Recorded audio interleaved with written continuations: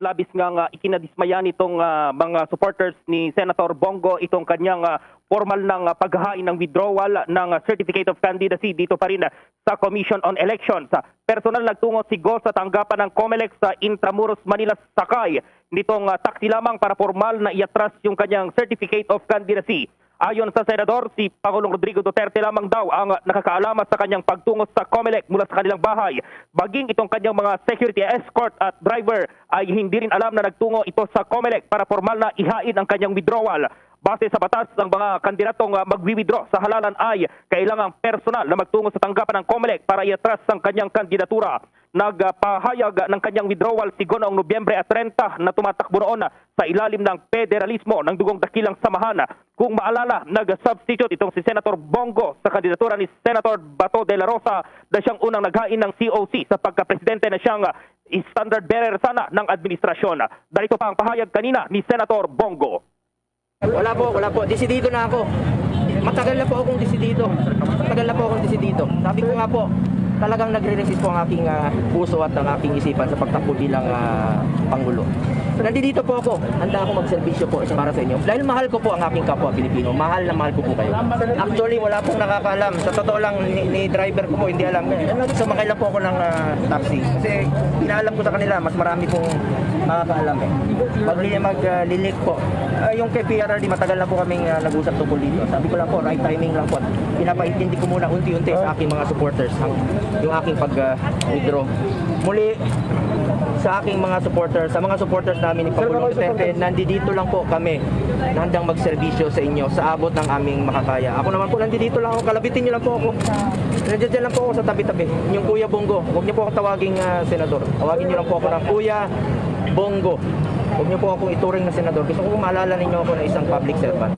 So kanina, Bombo Dennis, pagkatapos ng maghain ng kanyang withdrawal ay nagpaunlak ng kaunting panayam itong si Senator Bongo at agad ding subakay ng puting taxi, Bombo Dennis, at ubalisin din natin sure kung didiretso siya sa Senado o sa kanilang bahay. May ipinadalang larawan naman dito si COMELEC spokesperson James Jimenez at kita dito itong si Senator Bongo na inihahain na itong kanyang kanyang withdrawal dito pa rin sa kanyang COC kanina. Ito ang nakakagulat. Viral na trending ngayon sa mundo ng social media ang di umano'y balitang kumpirmadong opisyal na nga pinili ni Pangulong Rodrigo Duterte na suporta ng dating senador si Bongbong Marcos Jr. sa pagtakbo nito sa pagkapangulo ng Republika ng Pilipinas sa darating na 2022 national election. Ito nga ay matapos mag-backout ang pambato ng PDP laban sa pagkapangulo na walang iba kundi si Senator Bongo na ayon naman sa marami sa ating mga kababayan ay since hindi naman daw tutuloy si Senator Bongo sa kanyang pagtakbong Pangulo ay it's about time na daw di umano ng kanyang sosuporta ng pagtakbong Pangulo ng dating senador na si Bongbong Marcos Jr.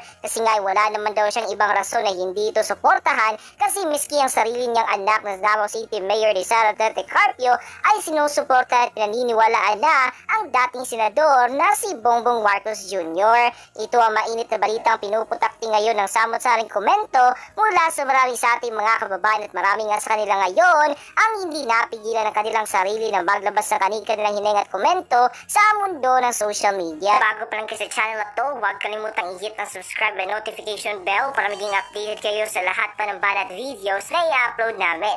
At yun na nga mga kababayan, mainit na pinag-uusapan ngayon sa mundo ng social media ang di umano'y balitang kumpirmadong sosuporta na nga daw di umano ni Pangulong Rodrigo Duterte ang dating senador si Bongbong Marcos Jr. sa pagtakbo nito sa pagkapangulo ng Republika ng Pilipinas at ito nga daw ay matapos mag-back out ang kanyang pambato na walang iba kundi si Senator Bongo sa pagkapangulo at dahil nga di umano dito ay wala na daw di umano siyang pambato sa kanyang iendorso sa pagkapangulo sa darating na 2022 national election. Matatandaan kamakailan lamang na lumabas ang balitang malaki nga daw di umano ang posibilidad na susuporta ni Pangulong Rodrigo Duterte si Manila City Mayor Isko Moreno sa pagtakbo nito sa pagkapangulo ng Republika ng Pilipinas. Ngunit ayon naman sa marami sa ating mga kababayan kababayan ay sobrang malabo daw talaga ang kanya itong susuportahan kasi nga hindi naman daw talaga deserve nito ang suporta ni Pangulong Rodrigo Roa Duterte at mas lalong hindi di mo nito deserve na maging Pangulo ng Republika ng Pilipinas kasi ayon di mo sa marami sa ating mga kababayan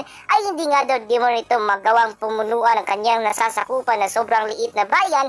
Ano na kaya daw kung ang buong Pilipinas na ang kanyang pamumunuan? Kaya naman dahil di umano dito ay marami sa ating mga kababayan ngayon ang walang sawang nananawagan na sana ay pakinggan na di mo ni Pangulong Rodrigo Roa Duterte ang kanilang matagal ng hinihiling na sana isuporta na ito ang pagtakbong Pangulo ng dating Senador si Bongbong Marcos kasi nga ay kung nakita di umano ng kanyang anak na si Davao City Mayor Rizal Tete Carpio na karapat dapat talaga maging Pangulo ng ating mahal na bayan ng dating Senador na si Bongbong Marcos Jr. mas lalong makikita din daw di umano iyon ni Pangulong Rodrigo Roa Duterte kasi hindi naman daw talaga itatanggi na sa lahat ng ginawang survey online ng dating Senador si Bongbong Marcos Jr. lamang ang palaging nangunguna sa lahat ng pagpipilian bilang susunod na Pangulo ng ating mahal na bayan. Ito nga daw di mo na isang patunay na talagang siya ang nag-iisang kandidatong gusto ng taong bayan na maging susunod na leader ng ating mahal na bayan. Matatandaan kamakailan lamang na inanunsyo na di mo ni Senator Bongo sa publiko na siya ay hindi na di mo natutuloy sa pagkapangulo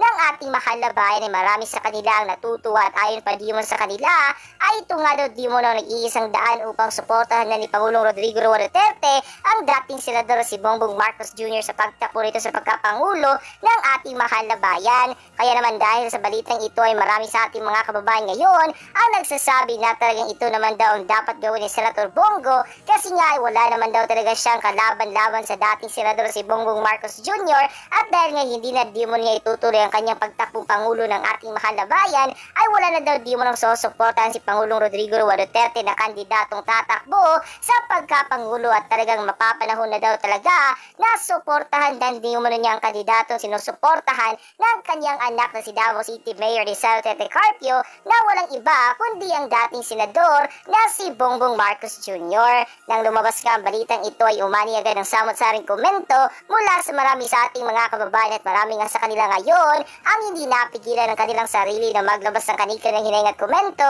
sa mundo ng social media. And the netizens posted, mabuti siyang ehemplo sa mga hindi naniniwala, mga nakakaliwa na ayaw magbagong buhay, mga bagong desisyon, sana magkasolusyon na lahat, reunited, tama si Bongbong Marcos, maganda na pagkaisahin lahat, tulong-tulong, walang magandang idudulot pero iringan, yabangan, pasikatan, at siraan. Ayan, saan ba sila nakakarating? Nawawala ng landas, 50 years, sumapi ang mga samantala. Sa mga may masamang balakin, gustong maglingkod pero ang pilitan gamitin ng mga tao upang maghasik ng kaguluhan, mga inosente ang mapapahamak, mga kawawang bayaran at uuto, kayang-kaya patutin, basta may karapat na halaga dahil sa kahirapan, kapit sa patalim at buhis-buhay na, panahon na magbagong buhay, magkaisa at magtiwala. We're united and solid, family, loved ones, ang relatives, mga friends, Cabanela, ni Pampanga, and here in Davao, Luzon, Visayas, Mindanao, buong Pilipinas, and the whole world, OF mga Pilipino, in the world, we're united, ang solid for Bongbong Marcos and Sara,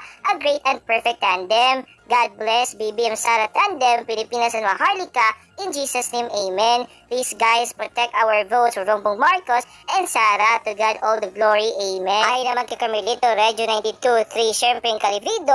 Salamat Tati Digong, strategy lang sa Erwin. Talagang Bongbong Marcos Sara tayo, DDS loyalist, pameritatis, mga kabataan ng kapuso, mga kapatid, mabuhay Bongbong Marcos Sara tayo. Mabuhay para Mindanao, support nilang buong bansa. Isang diwa, mahusay Bongbong Marcos Sara, go Duterte, support din ng buong bansa, mabuhay. Ay naman kay Rebecca Modeden, salamat Pangulong Rodrigo Roa Duterte, dahil sa iyo nakalas ang tigala ng pagkakasidlak ng bansa mula sa mga dilawan. Dalangin ko na may pagpatuloy ang pagtagumpayan ni Bongbong Marcos Sara ang inyong nakapagandang nagawa para sa bansa.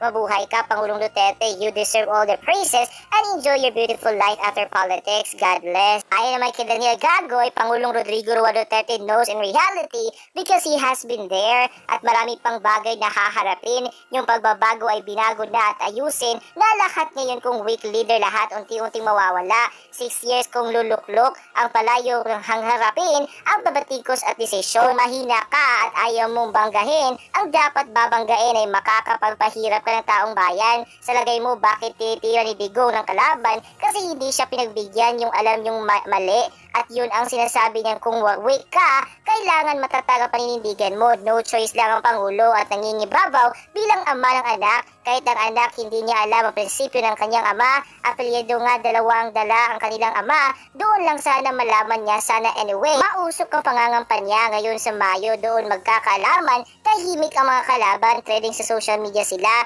nagkakatakutan yung tahimik. And sa naging komento na ito na marami sa ating mga kababayan ay kumpirmadong gusto na nga nilang suportahan na ni Pangulong Rodrigo Roa Duterte ang dating senador si Bongbong Marcos Jr. sa pagtakbo nitong Pangulo ng Republika ng Pilipinas, kasi ayon din mo sa marami sa ating mga kababayan, ayun naman daw talaga ang dapat na gawin ni Pangulong Rodrigo Roa Duterte, kasi nga sa lahat ng mga politikong tumatakbo ngayon sa pagkapangulo ng ating mahal na bayan, ang dating senador si Bongbong Marcos Jr. lamang ang nag-iisang politikong karapat dapat na maging susunod na Pangulo ng ating mahal na bayan, kasi ayon din mo sa kanila ay nakikita daw talaga di mo nila na ang kayang-kayang ipagpatuloy ng dating senador si Bongbong Marcos Jr. ang lahat ng mga magagandang nasimulang proyekto ng kasalukuyang pamahalaan na pinamumunuan ngayon ni Pangulong Rodrigo Roa Duterte, na talaga naman nakakatulong sa marami sa ating mga kababayan, at siya lang naman daw talaga ang may kakayang tuparin ng huling habi ng kanyang yumaong na ama na make the Philippines great again.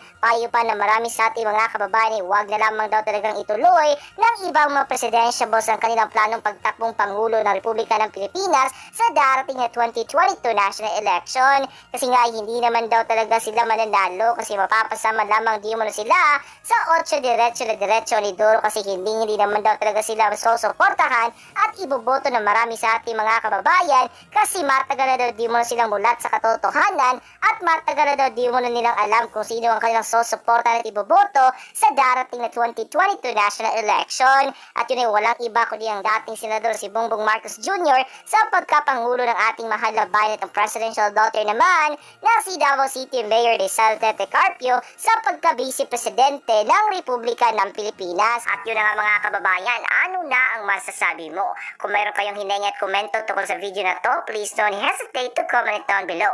At kung nagustuhan nyo ang video na ito, please don't forget to click like and share na din para mas marami pang makaalam sa makabuluhang video ito.